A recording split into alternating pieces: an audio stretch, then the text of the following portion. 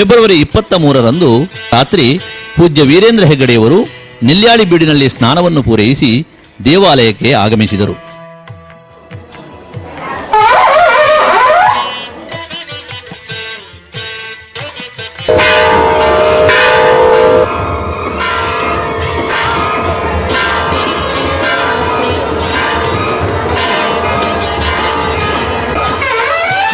ಅಮ್ಮನವರ ಸನ್ನಿಧಿಯಲ್ಲಿ ಸಂಕ್ಷಿಪ್ತ ಪೂಜೆ ಮತ್ತು ಪ್ರಾರ್ಥನೆ ಸಲ್ಲಿಸಿದ ಬಳಿಕ ಧರ್ಮದೇವತೆಗಳ ಆಭರಣಗಳನ್ನು ಪುರೋಹಿತರು ಸಂಬಂಧಪಟ್ಟವರ ಕೈಗೆ ಕೊಟ್ಟರು.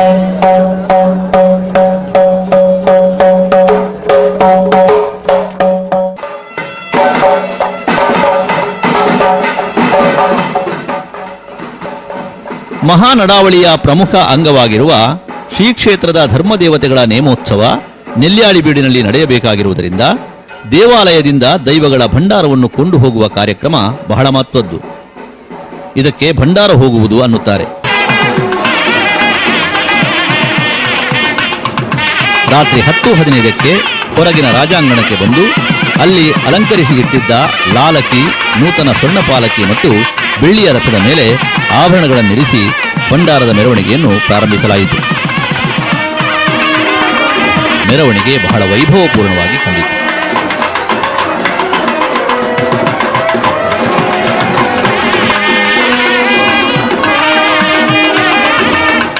ಮೆರವಣಿಗೆ ರಾತ್ರಿ 10:45ಕ್ಕೆ ನೆಲ್ಯಾಡಿ ಬೀಡಿಗೆ ತಲುಪಿತು.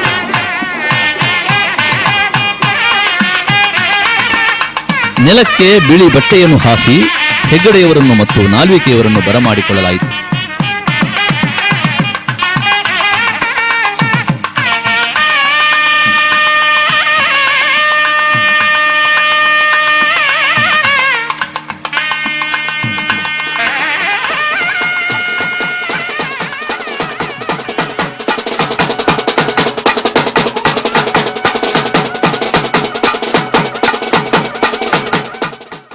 ದೈವಗಳ ಪಾತ್ರೆಗಳಾದ ಕೋಟ್ಯಣ್ಣ ಬಂಟ ಮತ್ತು ದೇಲಂಪಾಡಿ ತಾಯರು ಆವೇಶಿತರಾಗಿ ನುಡಿಯನ್ನು ಕೊಟ್ಟರು.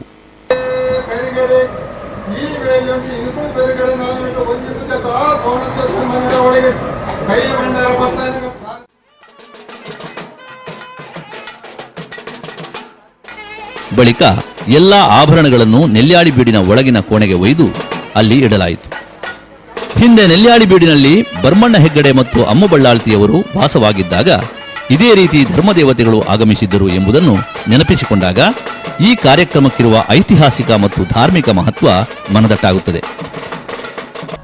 ಅಂದು ಶ್ರೀ ಕ್ಷೇತ್ರದಲ್ಲಿ ಶ್ರೀ ಮಂಜುನಾಥ ಸ್ವಾಮಿಯ ಪೂಜೆ ನಡೆಯುವ ಸಮಯದಿಂದ ತೊಡಗಿ ಒಂದೇ ರಾತ್ರಿಯ 4 ಜಾವಗಳಲ್ಲಿ 4 ಧರ್ಮದೈವಗಳ ನೇಮೋತ್ಸವದ ಮಹಾ ನಡಾವಳಿ ಸಹಸ್ರಾರು ಭಕ್ತರ ಸಮ್ಮುಖದಲ್ಲಿ ನೆರವೇರಿತು. ಇದಕ್ಕಾಗಿಯೇ ನೆಲ್ಯಾಡಿ ಬೀಡನ್ನು ಜೀರ್ಣೋದ್ಧಾರಗೊಳಿಸಿ ಆಧುನಿಕ ರೀತಿಯಲ್ಲಿ ಅಲಂಕರಿಸಲಾಗಿತ್ತು. ಫೆಬ್ರವರಿ 24ರ ಆ ದಿನ ಗುರುವಾರ, ಹುಣ್ಣಿಮೆ ಬೇರೆ. ಹಾಲು ಚೆಲ್ಲಿದಂತಹ ಬೆಳದಿಂಗಳಿನಿಂದ ಶೋಭಾಯಮಾನವಾಗಿ ಕಂಗೊಳಿಸುತ್ತಿತ್ತು ಧರ್ಮಸ್ಥಳದ ನೆಲ್ಯಾಡಿ ಬೀಡು. ಸುತ್ತಲೂ ಉರಿಯುತ್ತಿದ್ದ ದೀವಟಿಗೆಗಳ ಸಮೂಹ, ಅಲ್ಲಲ್ಲಿ ಎತ್ತರದಲ್ಲಿ ಪ್ರಕಾಶಮಾನವಾದ ವಿದ್ಯುತ್ ದೀಪಗಳು, ಒಟ್ಟಿನಲ್ಲಿ ವರ್ಣಿಸಲಸದಳವಾದ ಬೆಳಕಿನ ಮಿಶ್ರಣ. ಶ್ರೀ ಕ್ಷೇತ್ರದಲ್ಲಿ ನಡೆಯುವ ಸಹಸ್ರಮಾನದ ಪ್ರಥಮ ಮಹಾನಡಾವಳಿಯನ್ನು ಸುಸೂತ್ರವಾಗಿ ವೀಕ್ಷಿಸಲು ಮತ್ತು ದೈವಗಳ ನುಡಿಯನ್ನು ಆಲಿಸಲು ಕ್ಲೋಸ್ಡ್ ಸರ್ಕ್ಯೂಟ್ ಟಿವಿ ಪರದೆಗಳನ್ನು ವ್ಯವಸ್ಥೆಗೊಳಿಸಿದ್ದುದು ಜನರ ಮನ್ನಣೆಗೆ ಪಾತ್ರವಾಯಿತು.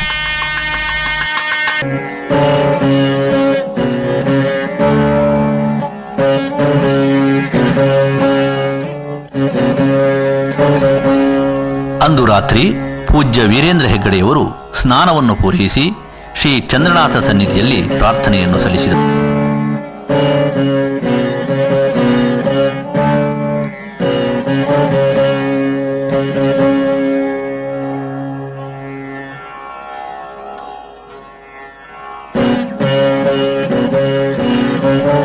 ಬಳಿಕ ಶ್ರೀ ಮಂಜುನಾಥ ಸ್ವಾಮಿ ಸನ್ನಿಧಿಗೆ ಬಂದರು.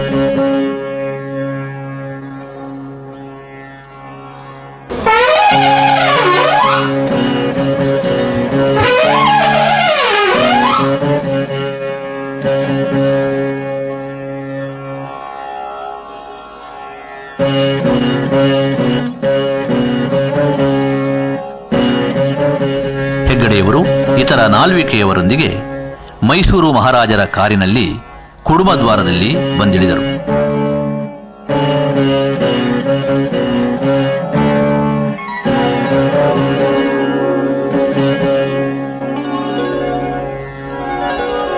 ಮೆರವಣಿಗೆಯೊಂದಿಗೆ ನೆಲ್ಯಾಡಿ ಬೀಡನ್ನು ಪ್ರವೇಶಿಸಿದರು.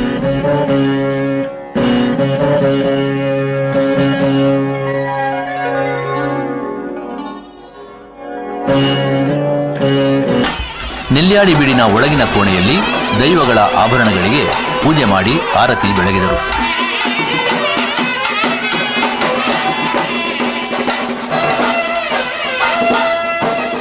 ಬಳಿಕ ದೈವದ ಆಭರಣಗಳನ್ನು ದೈವದ ಪಾತ್ರೆಗಳಿಗೆ ಕೊಡಲಾಯಿತು.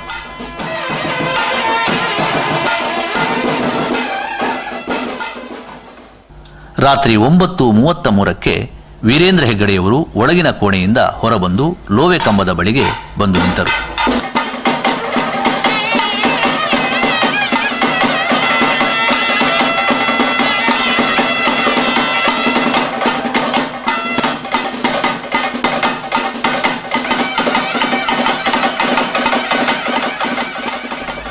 ಖಡ್ಗ ಮತ್ತು ಬಿಲ್ಲನ್ನು ಎತ್ತಿಕೊಂಡ ಕಾಳರಾಹು ದೈವ ಹೆಗ್ಗಡೆಯವರನ್ನು ಆಶೀರ್ವದಿಸಿತು. ಧೋ ಪೆರ್ಗಡೆ, ಧೋ ಕಂಬಳಿ ಇತ್ಯಾದಿಯಾಗಿ ನಿಶ್ಚಿತವಾದ ನುಡಿಯನ್ನು ಪ್ರಾರಂಭಿಸಿತು.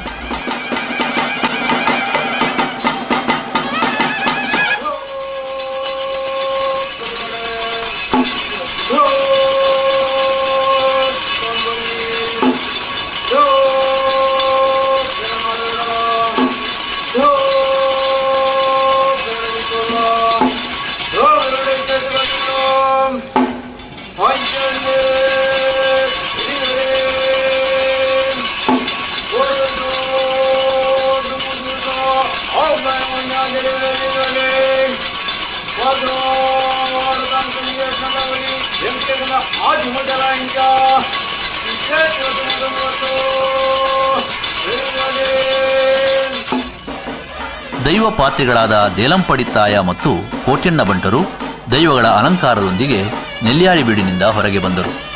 ಇಬ್ಬರು ಆವೇಶ ಆರ್ಭಟಗಳೊಂದಿಗೆ ದರ್ಶನ ಬರುತ್ತಿದ್ದಂತೆ ನುಡಿಕೊಟ್ಟರು.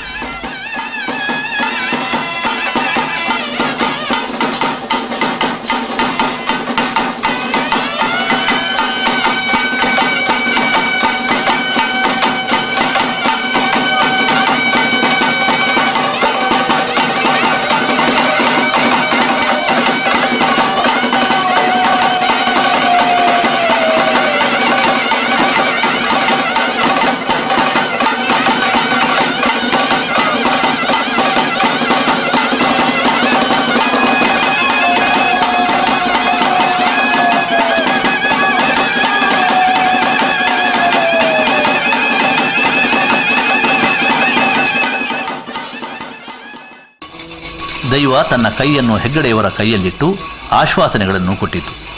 ಇದೇ ರೀತಿಯ ಆಶ್ವಾಸನೆಗಳನ್ನು ಉಳಿದ ದೈವಗಳು ಕೊಡುತ್ತವೆ.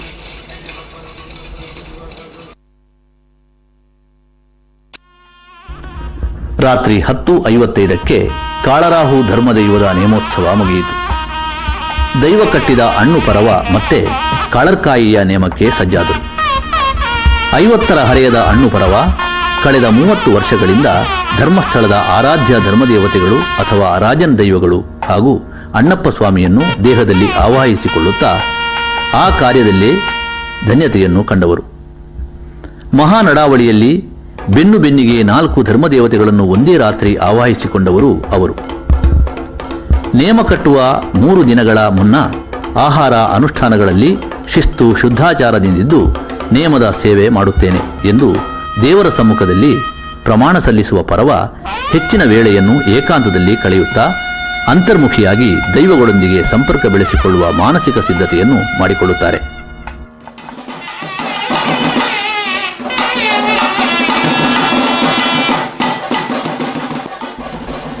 24ರಂದೇ ರಾತ್ರಿ 11:30ಕ್ಕೆ ಕಾಳರ್ಕಾಯಿಯ ನೇಮ.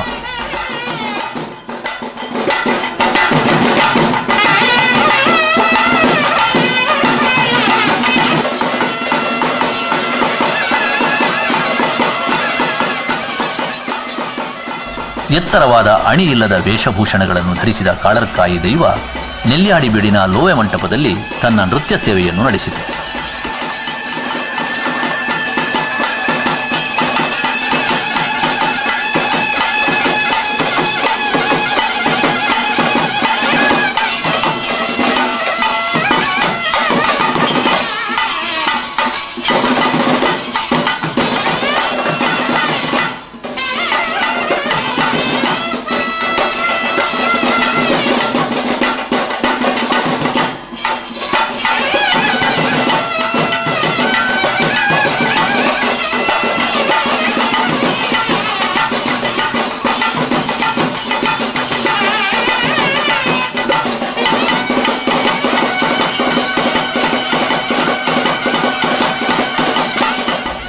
ಕಾಳರಾಹು ಹೇಳಿದ್ದ ನುಡಿಗಟ್ಟನ್ನೇ ಇದು ಕೂಡ ಹೇಳುತ್ತದೆ.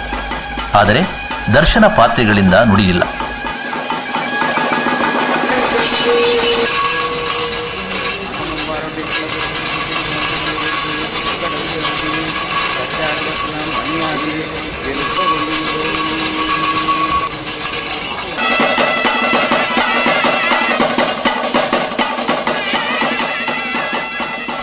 ಹನ್ನೆರಡು 30ಕ್ಕೆ ಈ ನೇಮ ಮುಗಿಯಿತು. ಬಳಿಕ ಸುಮಾರು 1 ಗಂಟೆ 40 ನಿಮಿಷಗಳ ಕಾಲ ಯಾವುದೇ ಆರಾಧನೆ ಇರಲಿಲ್ಲ. ತಲೆಮಾರುಗಳ ಹೆಗ್ಗಡೆಯವರು ಭಂಡಾರಕ್ಕೆ ಒಪ್ಪಿಸಿದ ಚಿನ್ನ ಬೆಳ್ಳಿಯ ಸರ್ವಾಭರಣಗಳನ್ನು ಮಹಾನಡಾವಳಿಯಲ್ಲಿ ಮೈತುಂಬ ಧರಿಸಿ ಸಂತೃಪ್ತಿಯಿಂದ ಬೀಗುವ ಧರ್ಮದೇವತೆಗಳನ್ನು ಕಣ್ತುಂಬ ನೋಡುವುದೇ ಕಣ್ಣಿಗೊಂದು ಹಬ್ಬ. ಇಲ್ಲಿಯ ಧರ್ಮದೈವಗಳು ಆರ್ಭಟಿಸುವುದಿಲ್ಲ, ಅಟ್ಟಹಾಸ ಮಾಡುವುದಿಲ್ಲ, ನೆಲ ಬಿರಿಯುವಂತೆ ಕುಣಿಯುವುದಿಲ್ಲ, ಹಿಂಸೆ ಪ್ರದರ್ಶನ ಇಲ್ಲವೇ ಇಲ್ಲ. ಧರ್ಮದೇವತೆಗಳ ನಡಾವಳಿ ಎಂದರೆ ಅದೊಂದು ವಿಶಿಷ್ಟ ಅನುಭವ. ಪ್ರಾಚೀನ ಕಾಲದ ತುಳುನಾಡಿನ ಸಾಮಾಜಿಕ ವ್ಯವಸ್ಥೆಯೊಂದಿಗೆ ಧಾರ್ಮಿಕವಾಗಿ ಬೆಸೆದುಕೊಂಡ ಚಾರಿತ್ರಿಕ, ಸಾಂಸ್ಕೃತಿಕ, ನ್ಯಾಯಾಂಗ ವ್ಯವಸ್ಥೆಯ ರೂಢಿಗತ ಪರಂಪರೆಯಾದ ಭೂತಾರಾಧನೆಯನ್ನು ಅನನ್ಯವಾಗಿ ಬಿಂಬಿಸುವ ಧಾರ್ಮಿಕ ಆಚರಣೆ. ಉತ್ಸಾಹ, ಶೌರ್ಯ, ಧೈರ್ಯ, ಸಾಹಸಗಳ ಅತಿಮಾನುಷ ವ್ಯಕ್ತಿತ್ವ ಪ್ರತಿಪಾದಿಸುವ ಹಳದಿ ಬಣ್ಣ ಅರ್ಧಲವನ್ನು ಮುಖಕ್ಕೆ ತಳಹದಿಯ ಬಣ್ಣವಾಗಿ ಲೇಪಿಸಿ ಯೋಧತ್ವದ ಸಂಕೇತವಾಗಿ ವೈವಿಧ್ಯಮಯ ಆಯುಧ ಹಿಡಿದು ನಿರಿಗೆ ಸೀರೆಯ ವೈಭವಪೂರ್ಣ ವೇಷಭೂಷಣಗಳಿಂದ ಅಲಂಕೃತವಾಗಿ 3 ಕಾಲಿನ ಮುಕ್ಕಾಲಿ ಪೀಠದಲ್ಲಿ ಕೂತು ಬಲಗಾಲ ಆಡಿಸುತ್ತಾ ಗದ್ದರ ಧ್ವನಿ ಹೊಮ್ಮಿಸಿ ತುಳುವಿನ ಪ್ರೌಢ ಭಾಷಾ ಶೈಲಿಯಲ್ಲಿ ತಾರ್ಕಿಕವಾಗಿ ವಿಚಾರ ಮಂಡಿಸುವುದು ಧರ್ಮಸ್ಥಳದ ದೈವಗಳ ವೈಶಿಷ್ಟ್ಯ. ಪೌರಾಣಿಕ ಜಗತ್ತಿನ ಅಸಾಮಾನ್ಯ ವ್ಯಕ್ತಿತ್ವದ ಅಲೌಕಿಕ ಶಕ್ತಿಗಳಾದ ಇಲ್ಲಿಯ ದೈವಗಳ ಮುಖವರ್ಣಿಕೆಗೆ ಶಿಷ್ಟಶಾಸ್ತ್ರ, ಲಿಖಿತ ದಾಖಲೆಗಳು ಇಲ್ಲದಿರುವುದರಿಂದ ಪಂಚದೇವಟಿಕೆಗಳ ಹೊನಲಿನಲ್ಲಿ ಬಣ್ಣಗಾರಿಕೆಯಲ್ಲಿ ಕಟ್ಟುಕಟ್ಟಳೆಯ ಸಾಂಪ್ರದಾಯಿಕ ಸೌಂದರ್ಯ ಪ್ರಜ್ಞೆಯೊಂದೇ ಎದ್ದು ಕಾಣುತ್ತದೆ. ಇಲ್ಲಿ ವಿಸ್ತಾರವಾದ ಪಾಡ್ದನಗಳಿಲ್ಲ. ಆಗಾಗ್ಗೆ ಲಾಸ್ಯ, ನಾಜೂಕಿನ ಹೆಜ್ಜೆಗತಿಯ ಜತೆ ದೈವಗಳು ಔಚಿತ್ಯವರಿತು ಸಂಭಾಷಿಸುತ್ತವೆ. ಎಲ್ಲ ದೈವಗಳು ಆಡುವ ಮಾತುಗಳು ನಿರ್ದಿಷ್ಟ ರೂಪದಲ್ಲೇ ಇರುತ್ತವೆ. ನುಡಿಗಟ್ಟು ಕೊಡುವ ಸಂದರ್ಭದಲ್ಲಿ ಹೆಗ್ಗಡೆಯವರು ಅಡಿ ಎತ್ತರದ ಶಿಲೆಯಲ್ಲಿ ನಿಂತಿರುತ್ತಾರೆ ಎಂದರೆ ಅದು ಅಧಿಕಾರದ ಸಂಕೇತ.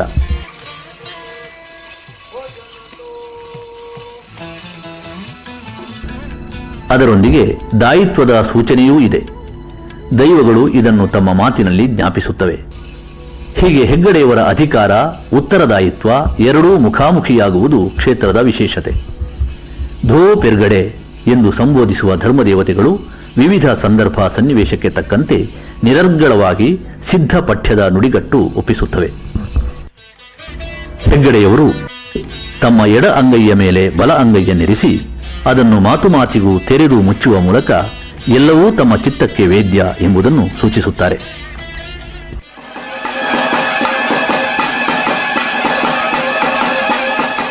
ರಾತ್ರಿ 2:30ಕ್ಕೆ ಕುಮಾರಸ್ವಾಮಿ ದೈವದ ದರ್ಶನ ಪ್ರಾರಂಭವಾಯಿತು.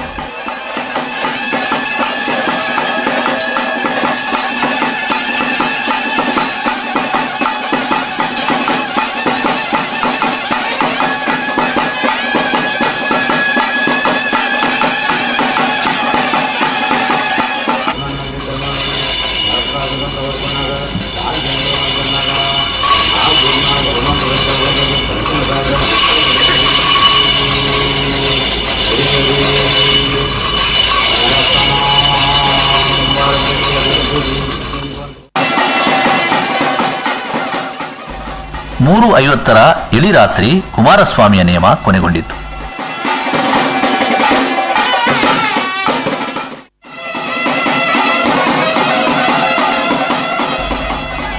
ಮುಂಜಾನೆ 4:30ಕ್ಕೆ ಕನ್ಯಾಕುಮಾರಿಯ ನೇಮ.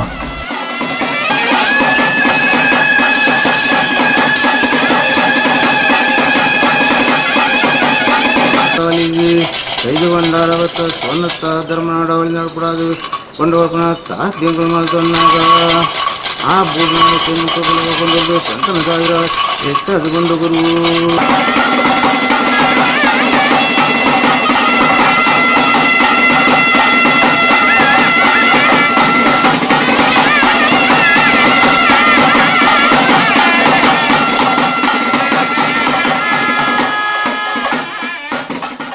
ಫೆಬ್ರವರಿ 25 ರಾತ್ರಿ ನೆಲ್ಯಾಡಿ ಬೀಡಿನಲ್ಲಿ ಶ್ರೀ ಅಣ್ಣಪ್ಪ ಸ್ವಾಮಿಗೆ ಧರ್ಮನೇಮ. ಇಲ್ಲಿಯ ಅಣ್ಣಪ್ಪ ಸ್ವಾಮಿ ಧರ್ಮದೇವತೆಗಳ ಆಜ್ಞಾವರ್ತಿ. ಅವರ ಆಣತಿಯಂತೆ ಮಂಗಳೂರಿನ ಕದಿರೆಯಿಂದ ಮಂಜುನಾಥ ಸ್ವಾಮಿಯ ಲಿಂಗವನ್ನು ಹೊತ್ತು ತಂದವನು. ಪ್ರತಾಪದಲ್ಲಿ ಧರ್ಮದೇವತೆಗಳಿಂದ ಒಂದು ಕೈ ಮಿಗಿಲು. ಭಕ್ತರಿಗೆ ಅಣ್ಣಪ್ಪ ಸ್ವಾಮಿ ಎಂದರೆ ಅತಿಯಾದ ಭಯ ಭಕ್ತಿ, ಅಷ್ಟೇ ದಿಗಿಲು. ಧರ್ಮಸ್ಥಳ ಮಂಜುನಾಥ ಎಂಬ ಸೊಲ್ಲೆತ್ತಲೂ ಅಂಜುವ ಭಕ್ತರು ಹೊಳೆಯಾಚೆಯ ದೇವರು, ಘಟ್ಟದ ಕೆಳಗಿನ ದೇವರು, ಸ್ಥಳದ ಸ್ವಾಮಿ ಎಂದು ಉಚ್ಚರಿಸುವಲ್ಲಿ ಅಣ್ಣಪ್ಪನ ಕಾರಣೀಕದ ಹಿನ್ನೆಲೆಯಿದೆ.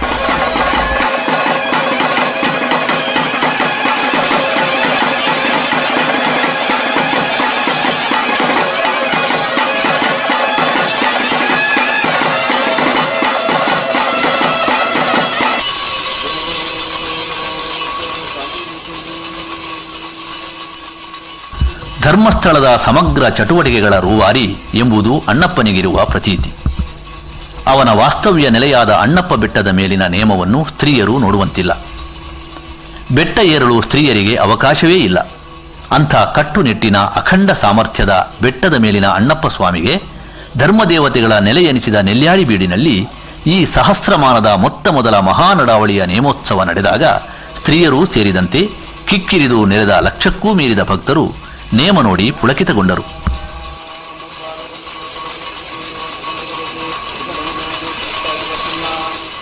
ಮಹಾನಡಾವಳಿಗಷ್ಟೇ ಬೆಟ್ಟವಿಳಿದು ನೆಲ್ಯಾಡಿ ಬೀಡಿನಲ್ಲಿ ಪ್ರತ್ಯಕ್ಷನಾಗುವ ಅಣ್ಣಪ್ಪ ಸ್ವಾಮಿಗೆ ಭಕ್ತರಿಂದ ಇನ್ನಿಲ್ಲದ ಗೌರವ. ಕ್ಷೇತ್ರದಲ್ಲಿ ಕಿಂಚಿತ್ತೂ ಲೋಪವಾಗದಂತೆ ದಾನ ಧರ್ಮ ಮುಂದುವರಿಸಲು ಸಾಂಪ್ರದಾಯಿಕ ನುಡಿಗಟ್ಟಿನ ಮೂಲಕ ಧರ್ಮಾಧಿಕಾರಿ ವೀರೇಂದ್ರ ಹೆಗ್ಗಡೆಯವರ ಕೈಗೆ ಬೂಳ್ಯ ಪ್ರಸಾದ ನೀಡಿ ಹರಸಿದ ಅಣ್ಣಪ್ಪ ಸ್ವಾಮಿ ಎಲ್ಲರಿಗೂ ಅಭಯ ಪ್ರದಾನ ಮಾಡಿತು.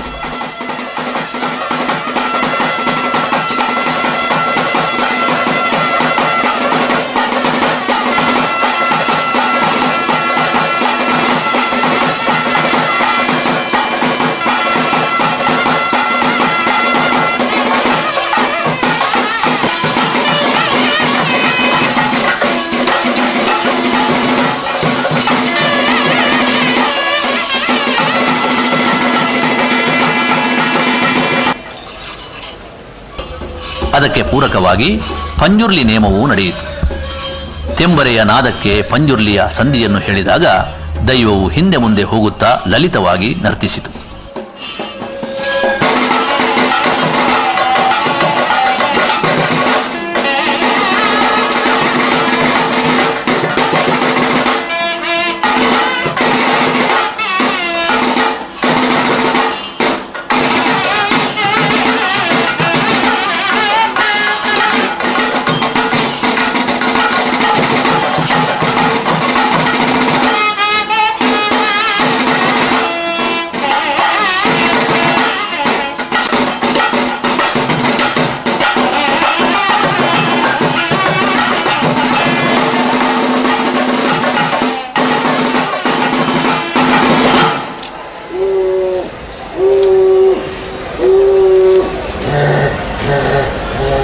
ಬಳಿಕ ಪಂಜುರ್ಲಿ ದೈವ ನೆಲದ ಮೇಲೆ ಮೇಲ್ಮುಖವಾಗಿ ಮಲಗಿ ಹಂದಿಯಂತೆ ಆರ್ಭಟಿಸಿತು.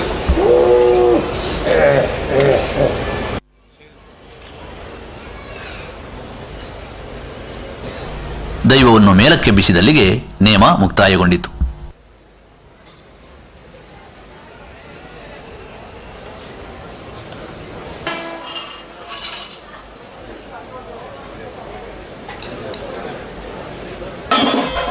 ಫೆಬ್ರವರಿ 26ರ ರಾತ್ರಿ ನೆಲ್ಯಾಡಿ ಬೀಡಿನಲ್ಲಿ ಕಲ್ಲೇರಿತ್ತಾಯ ದೈವದ ನೇಮ.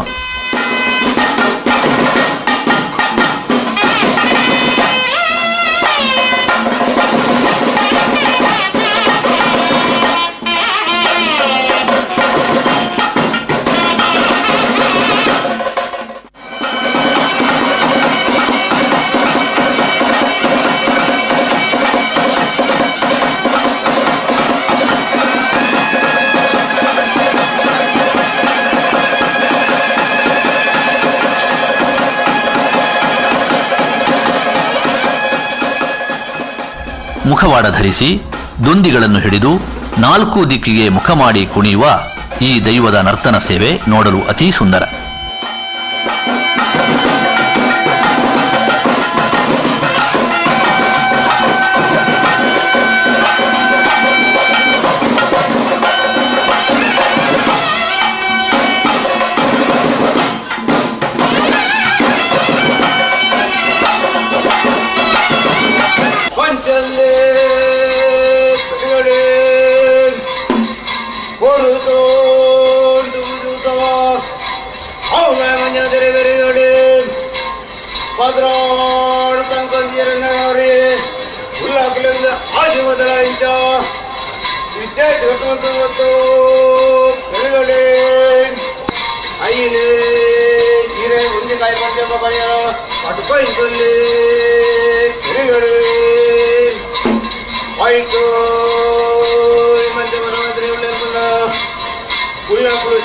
ಕಟ್ಟು ಬಂದು ಊರು ಸ್ವಾಮಿನಾಗ ಸಾಕಿ ಮಾಡ್ಕೊಂಬ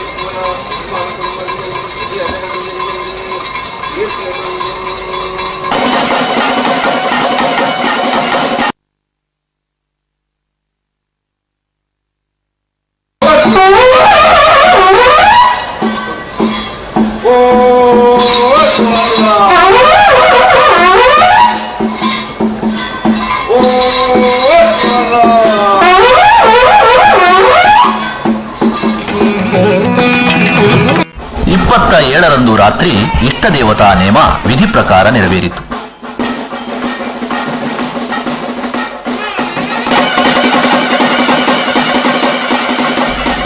ವಿಶಾಲವಾದ ಅಣಿ, ಬಿಲ್ಲು ಮತ್ತು ಖಡ್ಗಗಳನ್ನು ಧರಿಸಿದ ದೈವ ಅದ್ಭುತವಾಗಿ ನರ್ತಿಸಿ ವಾಡಿಕೆಯ ನುಡಿಗಟ್ಟು ನೀಡಿತು.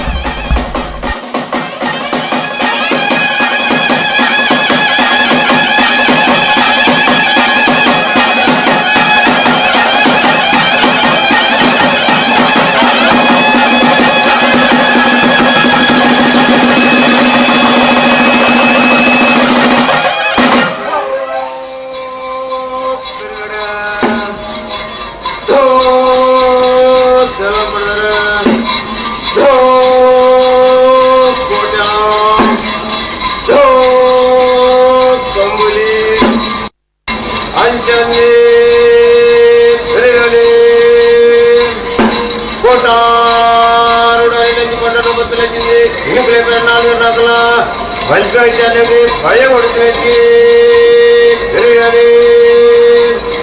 ಬಗ್ಗೆ ಪಟ್ಟವರಕ್ಕೆ ಪಾಪನತನು ಕರಣ ಒಟ್ಟವರಕ್ಕೆ ಪೂರ್ಣ ತಂದು ಬೆರಗಡೆ ನಾಲಿ ಆಲಿಸುವ ತಲವಂಜರ ಪಂಜೋರ್ಬ ಸೀತತನು ಮಂದಿ ದಿಗದೆ ತಂಗ ಅನಾಯಕಿನ ಕುಡಿ ಪಟ್ಟವರಕ್ಕೆ ಸ್ವಾಮಿ ಸಲತ್ತು ಒಂಜ ಕೊಂಜರ ಸ್ವಾಮಿ ಬಣ್ಣವ ಸಾರಸಿವಂತನು ಬೆರಗಡೆ ಪರ್ಮಾನ್ಯ ಬಿರಿತಲೈ ನಡು ಕುಡಾಯಿನ ತಾನು ನಮ್ಮ ಧರ್ಮ ನಾಡವರ್ದವಲೈ ಕನ್ಯಾದ ದೀಪ ಬೆರಗಡೆ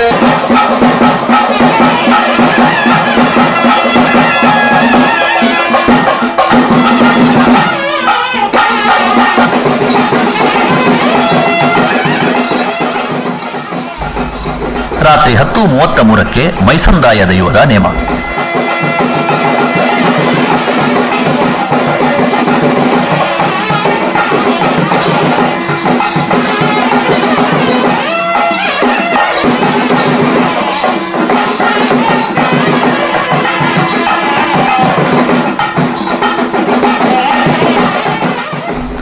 ಮೈಸಂದಾಯನ ಮುಖವನ್ನು ಧರಿಸಿದ ದೈವ ಕೇವಲ 2 ನಿಮಿಷಗಳ ಕಾಲ ದರ್ಶನ ಬಂದು ಪ್ರಾಣಿಯಂತೆ ಧ್ವನಿ ಮಾಡತೊಡಗಿತು.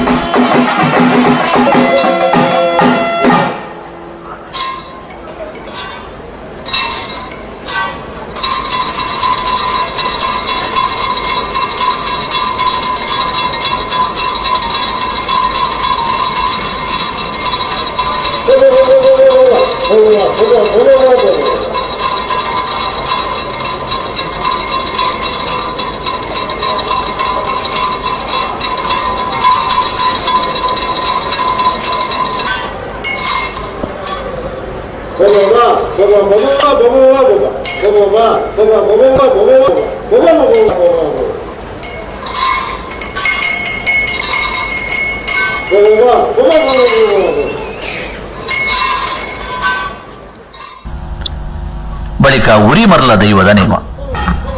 ದೈವವು ಗಂಟೆಯನ್ನು ಅಲ್ಲಾಡಿಸಿ ನರ್ತಿಸತೊಡಗಿತು.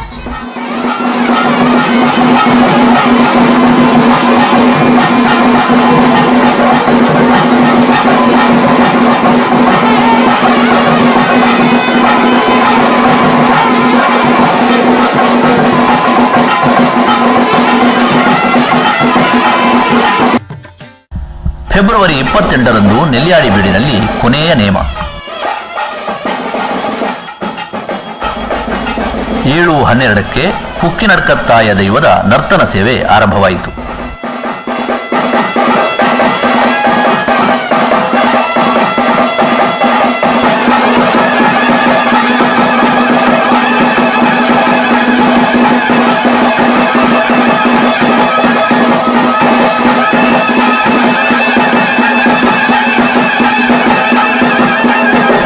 ಮೊದಲು ಅಣಿ ಧರಿಸಿ, ಆಮೇಲೆ ಬಾಳೆ ಗಿಡದ ಕೊಂಬೆಯಿಂದ ಮಾಡಿದ ಪೆಟ್ಟಿಗೆ ಎಂತಹ ರಚನೆಯೊಳಗೆ ಒಂದು ತೆಂಗಿನಕಾಯಿಯನ್ನು ಇಟ್ಟು ಇನ್ನೊಂದು ಕೈಯಲ್ಲಿ ಖಡ್ಗವನ್ನಿಟ್ಟು ಲಘುವಾಗಿ ನೃತ್ಯ ಮಾಡಿತು.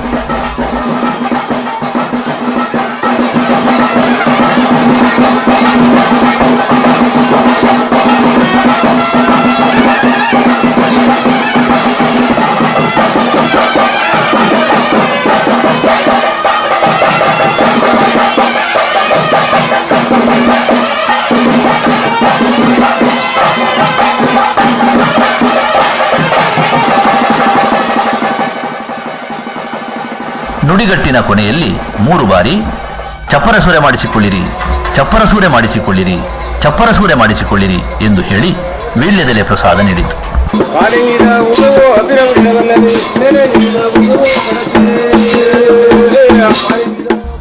ಮುಂದೆ ಪುಟ್ಟಭೂತದ ನೇಮ ನೆರವೇರಿತು.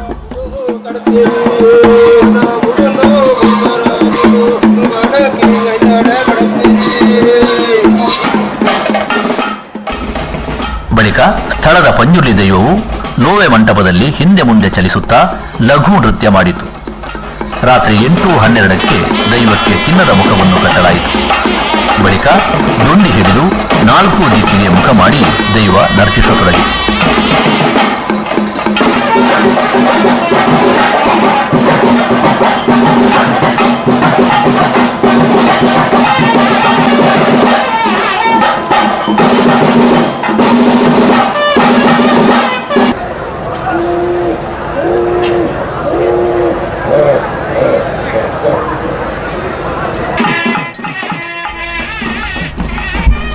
ದೈವಗಳ ನೇಮ ಮುಕ್ತಾಯಗೊಂಡಂತೆ ರಾತ್ರಿ 8:30ಕ್ಕೆ ಲಕ್ಷ್ಮೀ ಪೂಜೆ ಆರಂಭವಾಯಿತು.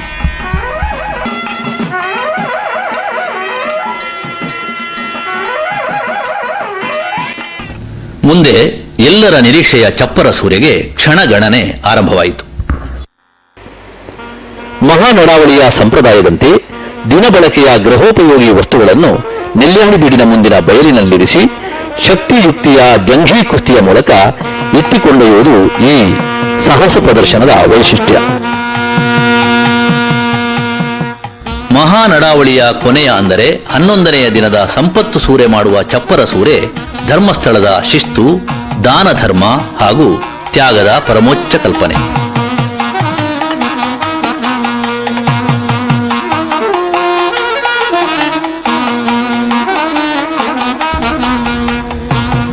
ಈ ಬಾರಿ ಒಟ್ಟು 4 ಸಂಸಾರದ ಮನೆ ವಾರ್ತೆಗೆ ಬೇಕಾದ ಸುಮಾರು 1,500 ವಸ್ತುಗಳನ್ನು 25 ಸೆಂಟ್ಸ್ ವಿಸ್ತೀರ್ಣದ ಬಚ್ಚಿರೆದೊಂಪ ಅಂದರೆ ವೀಳ್ಯದೆಲೆ ಚಪ್ಪರದಲ್ಲಿ ಹೆಗ್ಗಡೆ ಕುಟುಂಬದವರೇ ಸೂರೆಯ ವಸ್ತುಗಳನ್ನು ವ್ಯವಸ್ಥಿತವಾಗಿ ಜೋಡಿಸಿದ್ದರು. ಚಿನ್ನ, ಬೆಳ್ಳಿ ಆಭರಣಗಳು, ಮುತ್ತು ರತ್ನಗಳು, ಸುಮಾರು 80 ಮೀಟರ್ ಉದ್ದದ 40 ಮೀಟರ್ ಅಗಲದ ಆಯತಾಕಾರದ ಬಯಲಲ್ಲಿ ಈ ವಸ್ತುಗಳನ್ನು ವ್ಯವಸ್ಥೆಗೊಳಿಸಲಾಗಿತ್ತು. ರಾತ್ರಿ 9:32ಕ್ಕೆ ಹೆಗ್ಗಡೆಯವರು ಮಂಗಳವಾದ್ಯದ ಹಿಮ್ಮೇಳದಲ್ಲಿ ಹರ್ಷೋದ್ಗಾರದೊಡನೆ ಸೂರೆಗೆ ಅಪ್ಪಣೆ ಕೊಟ್ಟಿದ್ದೇನೆ ಎಂದು ಹೇಳಿ ತಮ್ಮ ತಲೆಯ ಮೇಲಿದ್ದ ಜರಿಯ ಮುಂಡಾಸನ್ನು ಚಪ್ಪರದತ್ತ ಬೀಯಿಸಿ ಎಸೆದರು. ಸ್ವಾಮಿನ ಅನುಗ್ರಹ ಕೋರಿದು ಸೂರ್ಯದ ಪೊರ್ತಾಂಡೆ ಸೂರ್ಯ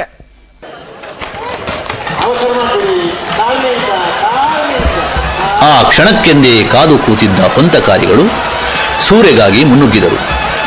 ನುಗ್ಗಿದ ರಭಸಕ್ಕೆ ಎಡವಿ ಬಿದ್ದು ಮತ್ತೆ ಸಾವರಿಸಿ ಎದ್ದು ಕೈಗೆ ಸಿಕ್ಕಿದ್ದನ್ನೆಲ್ಲ ಬಾಚಿ ಹೊತ್ತೋಡಿದರು.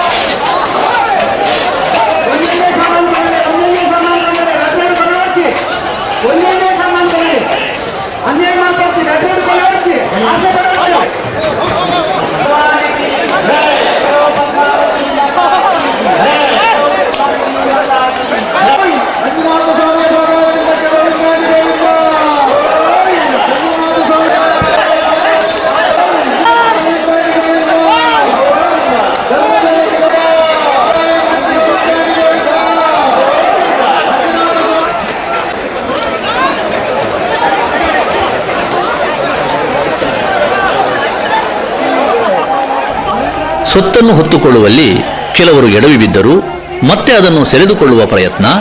ಹೀಗೆ ಸಾಹಸದ ಜೊತೆಗೆ ಮನೋರಂಜನೆಯೂ ಬೆರೆತ ಚಪ್ಪರ ಸೂರೆ ಅದ್ಭುತ ಧಾರ್ಮಿಕ ಪುಟವಾಗಿ ಮಹಾನಡಾವಳಿಯ ಅಧ್ಯಾಯದಲ್ಲಿ ಸೇರಿಕೊಂಡಿತು.